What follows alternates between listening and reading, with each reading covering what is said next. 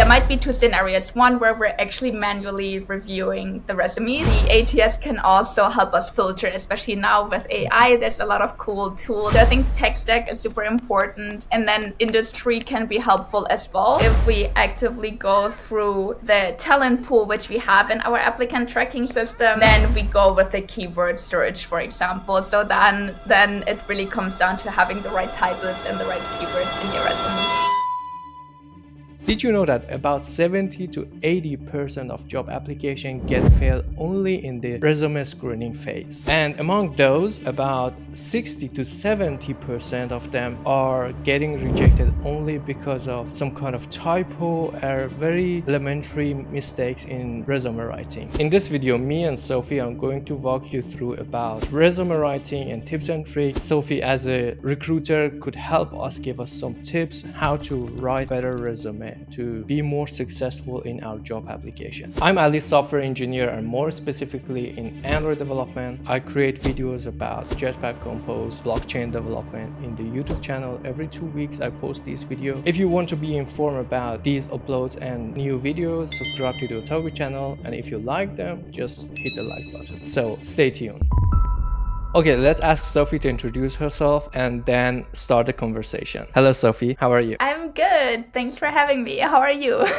It's great to have you here as a recruiter. We never had recruiter in the Otago channel. It's a pleasure to have you, and I'm sure you could give tips and tricks about writing a good, solid resume to be a bit more successful. And I know it's very usual for many of software developer when they apply for a job. As I said, about 80% they get rejected, and it's a bit disappointing. And today we are finding out to improve these failing rate to be a bit more successful. Yes, everyone who will watch this video will get accepted. Could you just quickly introduce yourself and for our audience to get to know you better? Yeah, for sure. So where do I start? Okay, so I've been in recruitment for a little bit more than 7 years now, mainly focusing on startups and scale-ups in the Web3 space. So interviewed tons of engineers, but then also on the business side as well. So my first role was at Bitpanda when they were still a smaller company, a smaller startup. And there I was for nearly 3 years focusing on tech and non-tech hiring. So really building the whole team within Bitpanda. And from there, I moved on and was at Recruiting a Chainlink, where I was also focusing again on tech and non-tech roles, working also remotely for the first time and with the global market. So we were hiring internationally from everywhere. And now at the moment, I'm at Meta Labs, so still within the Web3 space.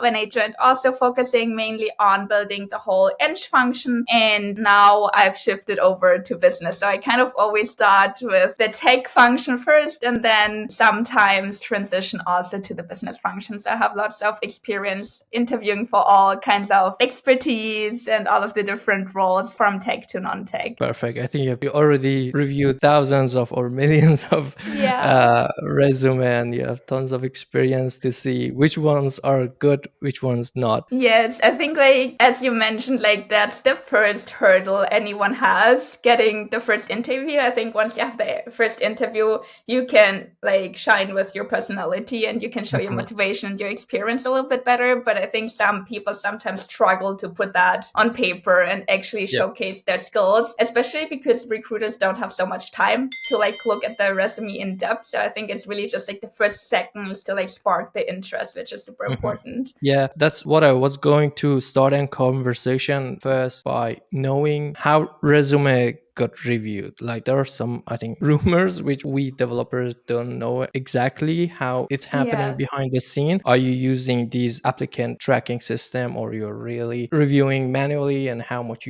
time you spend on each resume? Could you give us a little bit of insight? Yeah, I think that's a good question. So I think most companies do use an ATS, an applicant tracking system, like you said, but you can use it in different ways. So there might be two scenarios. One where we're actually manually manually reviewing the resumes, but that also means that your CV and your resume has to fit the standards of the ATS so that the information gets pulled correctly. So sometimes if the information is not correct, it might just be because you didn't upload it in the right format or the structure wasn't correct. So that's like the general manually review. Sometimes if we have applications where we have a lot of applicants, the ATS can also help us filter, especially now with AI. There's a lot of cool tools where we can filter for keywords, for example. So it might be that someone applies and I never even look at the resume if you don't have the right keyword or if it's not filtered the right way. So I think like that's the first part. And the second part is a lot of times, sometimes we don't even look at the resume, but more so on GitHub or LinkedIn or whatever portfolio we look at. So I would say when it comes to the reviewing process, it might be different depending on the stage of the position. But yeah, it's definitely super short. Like usually if you apply somewhere which is like more like a known company, you get so many inbound applications. So I think you don't have a lot of time to manually review. And even if you manually review it, it's super short. Like we make a decision within like a few seconds if like it's worth to look deeper at the resume or if it's probably not a good fit. I have a couple of questions, but you like the first one is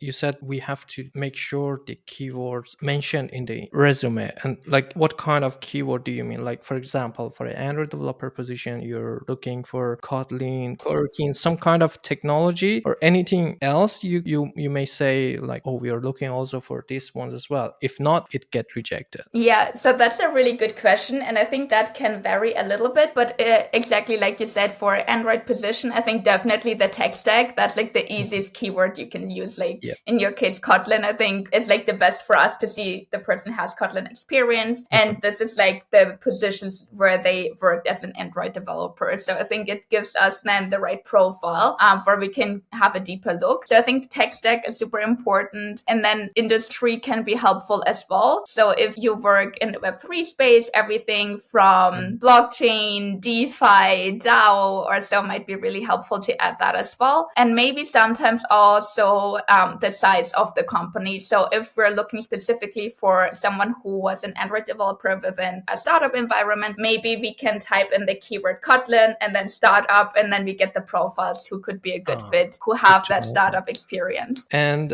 you said you also check LinkedIn or GitHub profile as well. I didn't really think recruiter could check those out as well, but it's good to know. And how do you ask already the candidates to share their GitHub, or what are you exactly looking in those sources? Yeah, I think a lot of people don't know this, but I think that's like a really nice trick to maybe set yourself apart a little bit. So from my experience, obviously I'm just talking about my experience. Some recruiters might do it differently, but I personally always check that before the resume, because LinkedIn like is the first thing I check if there's a LinkedIn, because it's super nice for me to get a good overview, right? Because like LinkedIn is always the same format, and it already shows me like how long they were at a specific company. So it does like the calculations for me, and it's always the same. So I can compare candidates a little bit better with each other and their profile. And then the second part is, I think for engineers, checking GitHub and how many contributions they have, if they contributed to open source projects or not, because that also shows me if they were active outside of work. And then I would check the resume. So I think that's my process, but I personally also prefer to look at the actual work before I look at the resume. Some other recruiters might do it differently, but I think ideally you have just everything covered. So no matter which recruiter is reviewing your application, you have like a good GitHub where you uploaded the link either in your resume or there's like a field when you apply, and then the LinkedIn and then the resume. Yeah, that's a very important thing. I think for all the software developer, we have to be more careful, or not necessarily careful, be more active in a GitHub will help you in having a successful job application. And you said you're spending time in GitHub, LinkedIn, resume itself. And this a little bit, I think, is a bit time consuming. And the general question is, how much time do you spend for a candidate to review? Yeah, and that's a good question.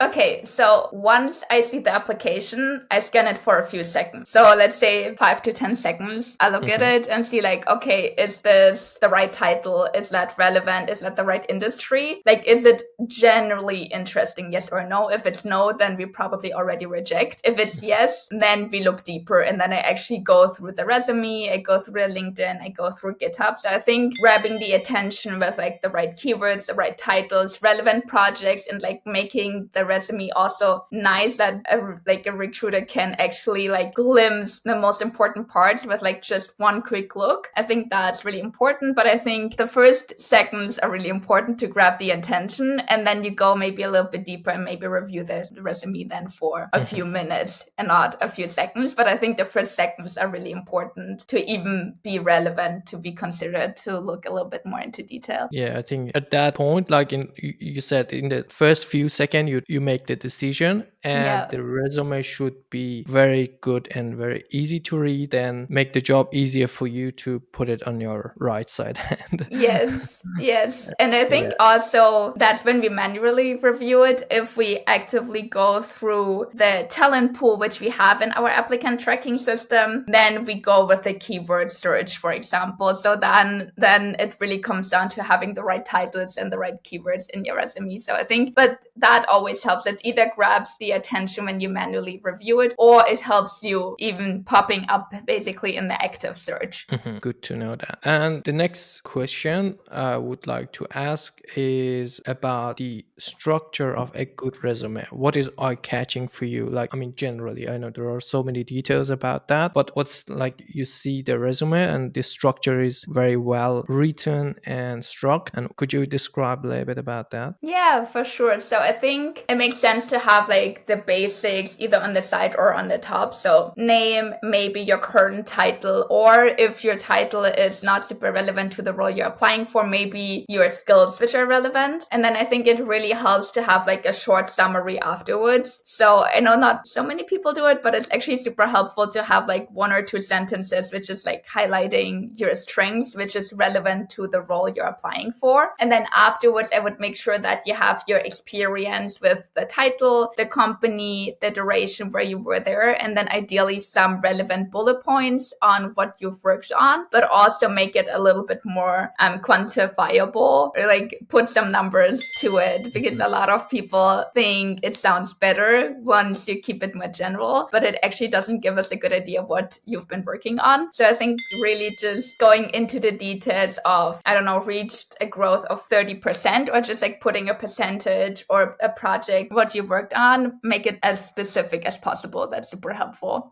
Yeah, good to know that. And you said earlier, it's kind of a skill set. You're a good developer, but you need to also be good at writing down your skill set, and like these quantifying what you have done before. Sometimes it's a little bit difficult to, I want to write down. Either I don't remember what I have done, Yeah. or it's hard to write what Yes. I'm going to do. I like show off myself and say, oh, I improved this application, Yeah. this amount of percentage, or I just said, oh, I had a little bit of contribution on that. It's not Yes. an easy job, I have to say, but yeah, you Yes. should be perfect in that. And I think sometimes you're just too humble. Like you don't want to like over present yourself. But in the CV, it's actually helpful once, of course, you shouldn't make something up. But if you had a big contribution, I think it's fair to say that in the CV, because that's attention grabbing. Whereas if something is super general, like project management skills, or I was project leader for this project, could be anything, because we don't know the scope of the project. We don't know how big the team was. We don't know the stakeholders. So it's not really giving us any insights if it's even relevant for the scope of the role we are hiring for. So I think not being too humble is helpful, and actually just putting it down on paper, at least for the biggest achievements. Doesn't have to be everything, but the 3 biggest achievements, and not being too humble about it, I think will be good. Yeah, good point. I remember I have one point about like these type of achievement in my last company. Was I was doing some contribution on the hiring management as well. I like prepared the sample project for the candidate, and just refined Yes. the interview process for new developers going to join. It was not as much as the one who was leading that task and initiative, but I was the contributor and I showed my interest. Hey, I really want to help to make this better for our company. And mentioning that for me, I think it's worth it. And I saw that like a recruiter asked me, oh, you did this contribution in your last company. And I explained that, yes, I was doing this or that. And it caught their interest about like this tiny thing, which I could say to myself, maybe it's not really worth to mention that, but I'm happy to happy that I did that. That was a good thing. Yeah, I think that's super a good point because there's so many great engineers out there. So you kind of want to set yourself a little bit apart. And that's either by making the project more specific or like you took some additional responsibility, which was maybe even outside of your scope. And then like showcasing that it also shows motivation, that you're eager to learn and you want to contribute on a different level as well. Yeah, true. About the resume structure, I'm just like listing a few section I have in my own resume or I've seen. Like aside from having your personal information, summary, and experience you mentioned, how about mentioning the education or listing your skills? Like I am Android developer, I know Kotlin, coroutine, Java, and blah blah blah blah. This is really something helpful. And the speaking language. I speak Persian, I speak English, or I don't know, not really German. But I mean, are these really helpful or not so? Yeah, that's a good question. So I think skills for sure. So I think that's probably the first thing we look at. So experience, but also tech stack. So I think definitely have tech skills in there and also update it. I think what I see a lot of times is that candidates don't update it or they just add some of the new skills which they acquired in the last years, but some parts of it might be outdated, right? Like you don't need to put Microsoft on there anymore because everyone knows Microsoft or Excel or whatsoever. So I think like just making it relevant to the job and adding that, I think that's the most important. I think languages could be helpful, but if it's just 3 languages where you speak A1 level, then probably I wouldn't add it. But if you have like 1 or 2 where you are either fluent or like B1 level, I think that's nice because it also shows that you're eager to learn new languages as well. And in terms of education, I always have mixed thoughts about this. And I think it depends on the level of the role. If it's a junior role, I would definitely add it and would also add more information to it. So your bachelor thesis and what you worked on or some projects where you contributed. Because if you're looking for your first role after university, it's probably helpful to understand what you've learned and what your current status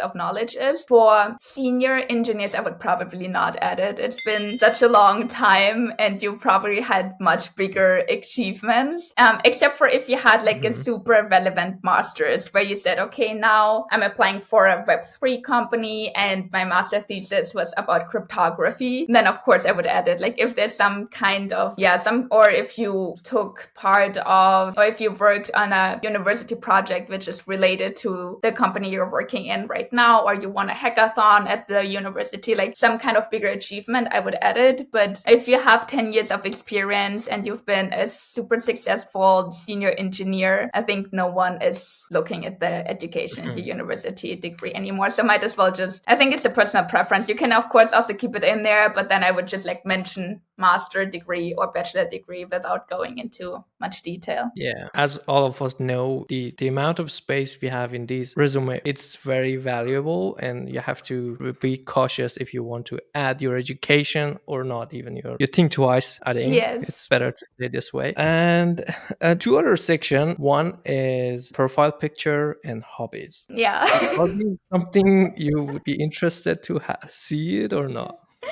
Yeah, you have such a good questions because I feel it's really subjective as well. So yeah, I have also, I think profile picture if you want. I think it's not a must anymore. And if you have a profile picture, make sure that you have your resume saved as a PDF. So once you upload it, it actually stays where it should be and that it's not gonna, get like messing with your format of your CV because it can happen. But I also know a lot of people who don't don't have it and who don't want to put it in there. And that's also completely fine. So I think that's just like personal preference of the candidate if they want to have their picture in there or not. And I think for hobbies, I think it's also similar with the education. For me personally, if you have space on your resume and you have a hobby which strongly connects to what you're working on or some of the skills, maybe it makes sense to mention it. So for example, if you're a team player and you want to highlight that you're a team player and you play basketball, then maybe, and you have space in your resume, maybe it makes sense to add that. So you can look at it and it's like, oh yeah, I guess he's a team player. So like to get some kind of idea about their personality. But I personally, if you don't really need it, because I think what is important, what you're trying to achieve with the resume is to get the first call. And then in the first call, you have like the personal connection and you talk about the person and the motivation and the skills. So I think it's much more important to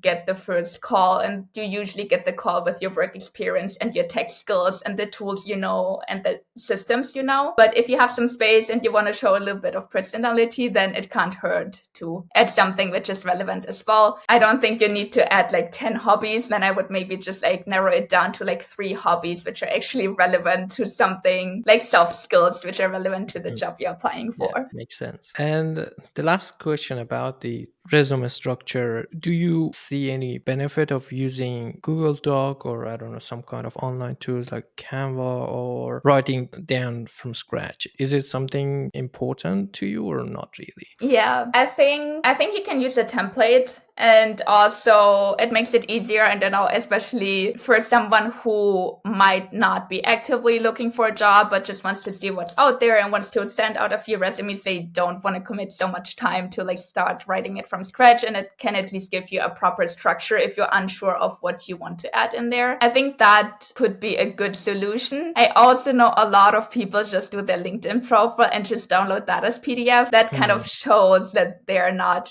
really actively looking, because then you're really like don't show any effort at all. So I think it should be a mix. I think you don't have to write it from scratch, but it would be nice if it's like a good overview or not just something downloaded from LinkedIn or from Sing and auto-created. Yeah, that's true. And how about paying too much attention? I don't know, using color background, adding, I don't know, emoji and some icons and things. Yes, I think what's most important is to make the resume reflect the company and the role you're applying for. So I think for creative roles, that's super cool. I think like for creative roles or a graphic designer, I kind of expect that the resume is like designed in a nice way and that it fits like the colors of the company or the vibe. Same as if you're hiring for a small startup and you see their website and you see they have some fun language and they have some emojis. I think like then you really get like the same kind of communication. But if you apply for, let's say, a big tech company who look like very professional on their website, it's probably not great to have like a super playful resume or like have emojis in there, because they might think it's not professional. So I think just checking out the company before and seeing what is their vibe on LinkedIn, what is their communication, how do they phrase things, and then adjust the CV accordingly. Perfect. The next question I would like to ask you, tell please how a resume can be stand out from your point of view, and a little bit more detail if you could share. Yeah, for sure. So I think the first one is a summary, like having 1 or 2 sentences in the beginning, just like highlighting what you've worked on is super important, because then you see the title, the name, and the summary, and I have a brief like snapshot of the candidate. I think that's super helpful, and it grabs the attention early on when I just screen it.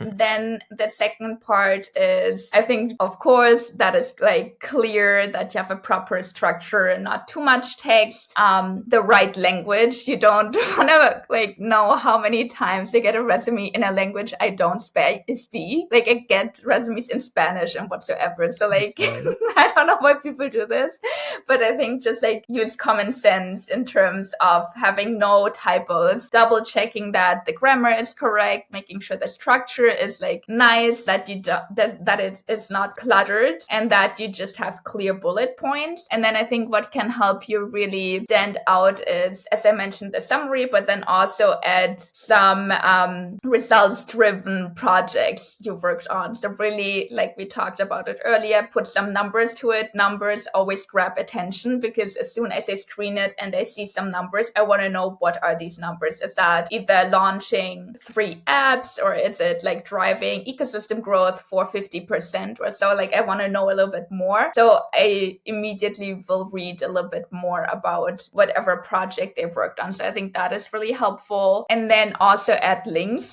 So like we talked in the beginning, having more links to showcase your work is really helpful as well. So GitHub, for example, or open source projects you worked on, or in the Web3 space, if someone worked at different DAOs and had some contributions to the community in the ecosystem, sending links their way, that's really helpful too. And yeah, I think the last thing is use bullet points and make it structured, and don't be afraid to like make some things in bold if you feel like that really showcases your experience. Because if you open your resume, you want to look at it and within the first 10 seconds see a snapshot of your experience, and that might be buzzwords, might be keywords, might be your GitHub link, might be the quick summary, but just like a really quick snapshot, which is easy for the eye to see, and not long paragraphs, which you would have to read basically to understand what the person was working on. Totally. I share like a tiny experience from myself is about writing about your experience. What I usually do, and I would try to do, is even now I'm working in a company, and every often I write down a summary of last month. I see what achievement I had. I have a notebook and I write them down, and every often I want to update my resume. It's easier for me to remember what I have done before and just put it in my resume in a nicer way, in just like as you said, like a bullet point. And I didn't miss anything, and it's not very hard. Like after a year, I come back to my resume and when I want to update it, I don't really remember anything, and that makes the job much easier if you write them down, and it's quite helpful for resume writing. Yes, and one thing I just remembered, which I always do, which is my secret tip, is just use some of the responsibilities from the job description you're applying for. So see what is required and which outcomes they are trying to achieve, and then put, if you have experience with that, put that in your CV, but just rewrite it a little bit, because then you know that the right buzzwords are in there, the right keywords, that the communication style is similar, and that's exactly what they're looking for. So if the first thing is, for example, Kotlin experience, that's what the first thing I would add to my resume. If it's leadership skills, I would go into a project where I was a leader or project lead. So really just reflect the job description. And it's really helpful as well if you create your resume from your past jobs and you can't remember, you can just hold the old job descriptions and then remember what you've worked on. Good point. Yeah. About this point you mentioned, tailoring your resume based on the job application, I'm going to ask you a question, but not now, a little bit later. What I would like to ask is about the common mistake and red flags in the resume, and you put it aside and you want to reject it. Yes. What do you see? Yeah, that's a good question. So I think the first mistake, which is what most people do, is that it's way too generic. So it's a good resume, but it's not a good resume for the company or the role they're applying for. And the recruiter knows that it's not specific. So that shows kind of a little bit lack of effort, but also sometimes it's just not relevant because they forgot to update the job titles or they forgot to update the projects. So the projects might be good for another role or for another company, but it's not tailored to what they are actually applying for. So I think that's the first one. The second one is keeping everything too broad because it might sound better. So just saying I was a contributor or I was a builder or I was a developer, but it doesn't really give me specifics on what they were building, what they're contributing to, in which capacity. So I think just going more specific again would be really helpful. And I think another mistake is to overdo it with the buzzwords without adding specifics. So they might think, oh, I'm clever, I'm adding keywords and buzzwords. But then once you read through it, there's not much behind it. And you know, it's basically just because they knew they wanted to like grab the attention, but it's actually not referring to a project they actually worked on. And I think especially in the tech space or in the Web3 space, that happens a lot of time because it's so easy to add Web3 or blockchain. Yep. And then you go into it and there's like no relevant context on why they added it or what they actually worked on. So I think that's another mistake. And then I think the last one is not giving enough context or like trying to hide things. So it might be sometimes like very short periods of time when they worked at a company, but they don't add the context on why they left or why they were let go. Or they don't even add that in there and they just say the year. So they don't put the months, how long they worked at a project, and they just say, oh, I worked from 2021 to 2022, but that could be 1 month until like 12 months, right? It could be December until January, or it could be the whole year. So that's usually also not a good sign because it does usually people just do that if they try to not draw attention to something, but that's exactly how they're drawing attention to something. Cool. Okay, then you are looking at the resume in so detail, and it's not a difficult job to find out those points. And yes, don't make this mistake, people. Don't.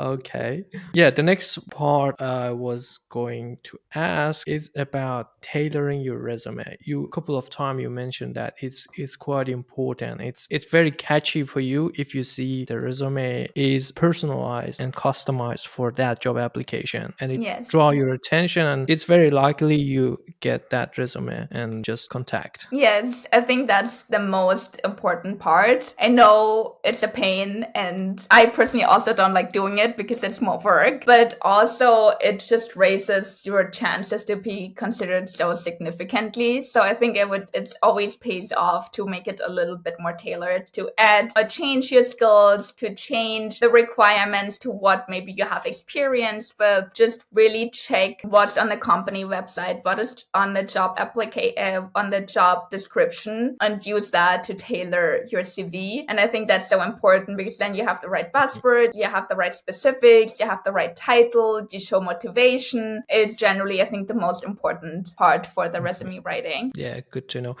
I see some people like make some area in their resume variable and keep it blank, and for every like different companies they make it a bit more customizable, and that make the job not that difficult to write it from scratch, but this would be a good idea. Yes, and I think also you can do it in batches. So you can find things, for example, you decide to apply for 10 jobs, but in the same industry, then you can at least make it specific to the industry. It shows your motivation to the industry. Maybe it's not specific to the role, but it's still like a software engineer in a startup or in the Web3 space or at an exchange or so. So at least like you can make it specific in batches. It's also a little bit less work, but it still shows the effort. Yeah. And a little bit different question. And what's your suggestion for those who don't have much experience to put on the paper? Yes, and I think that's such a good question. What I usually advise to do is use some skills which you already have, but it doesn't have to be necessarily work experience. It can be at your university, it can be social skills, and translate to the role you're applying for. I think that's the first part. So use the skills you already have and relate that to the job. So it might be only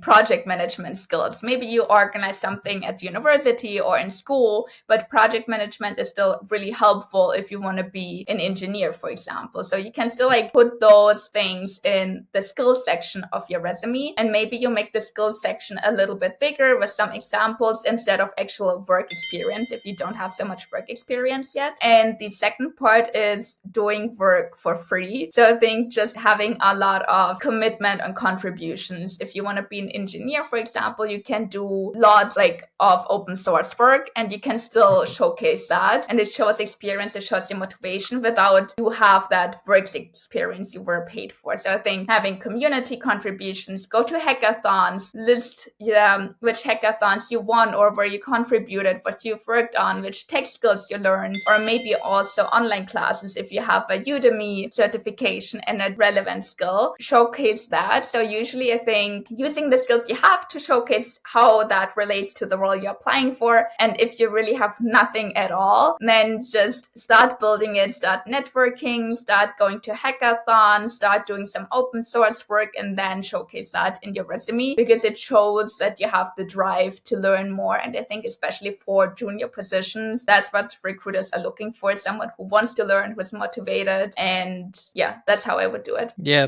I totally agree. And it's one thing when I remember if I started my job, I was not that confident to put myself outside and make some experience for myself. And that's one thing I wish I could be more like extrovert, to go out to community or do some networking. If even if I learn something very small and I just put it out there, post it, on I don't know, Medium or a GitHub, this is help a lot. And I think there's a book it called Show Your Work. It's a very good source to help you to do this, and it's really helping you in your career and for anyone who or in the junior level. Yeah, and I think it's so scary to put yourself out there because you might be doubting yourself. So then it's also really helpful to find people who might be in a similar situation. There's now so many different channels you can find on Telegram or Discord at your university you're working, at your school you're working, and then maybe just put a group together with other people who want to learn, who are on your same level, and then you can figure it out together. And then it might not be as intimidating than going to a hackathon with other senior engineers, for example. Yeah, that's right. The last part,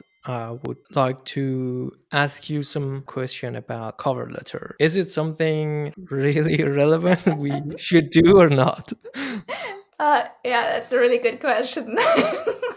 So probably every recruiter you ask says something's different. So I personally am against cover letters, and I don't think they are really relevant. Like, I much more prefer that I can see the work, like either at a portfolio or at a GitHub link or open source contributions, and then have the first initial chat to learn a little bit more about the motivation, because that's the reason why sometimes cover letters are required to see your motivation and you took the time and effort to write something. And I much more prefer that this is reflected in the resume, and then the work can speak for itself. But I also know that there's sometimes companies who really like to read cover letters, especially if they have not so many roles open or they don't have so many applicants applying, and they just have more time to get to know a candidate a little bit better through the cover letter before they have the first call. So then it might be relevant.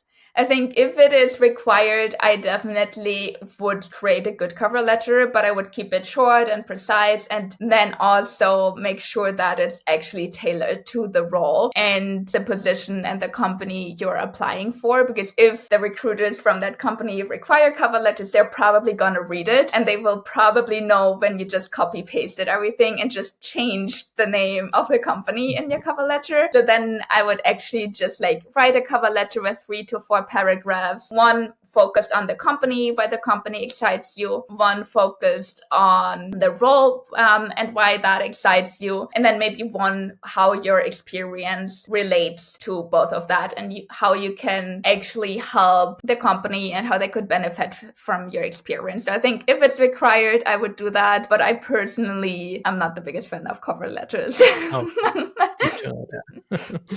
Okay, thank you, Sophie. And is there anything else would you like to share with us? Yeah, I think what is the last thing I would add is make sure that also you update your LinkedIn and that you're on relevant different channels for your role, because a lot of times positions might not even get posted where you're a fit for, and then we have sources or recruiters who are actively looking for candidates, and if you don't have your profiles updated, or if you're not present in the right communities and the right channels, we might never find you. Or if you don't have enough experience in LinkedIn, we might not reach out to you. So I think that's also really helpful, because then you don't actively have to apply to jobs, but you might get approached. And the more information you have about your experience and the projects you worked on out there in the relevant channels on the relevant platforms, then you might also get more recruiters who are actively reaching out out to you. And that could also save you a little bit of the time which you would put into the resume writing part otherwise. Perfect. Thank you, Sophie. It was very open-eyeing conversation.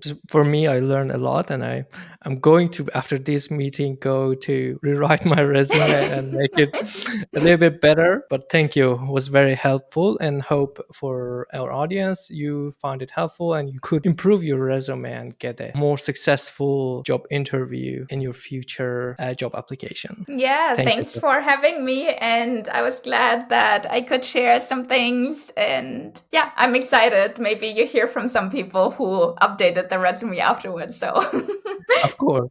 And if you have any other tips or you want to ask question from Sophie, write it in the comment section. We'll take a look at every single comment, and I'm sure we'll answer or either me or get answer from Sophie. And yeah. Perfect. Thank you. Cool. And please don't forget to subscribe to the channel. If you like the videos, hit the like button. Yeah. See you till next video. Bye.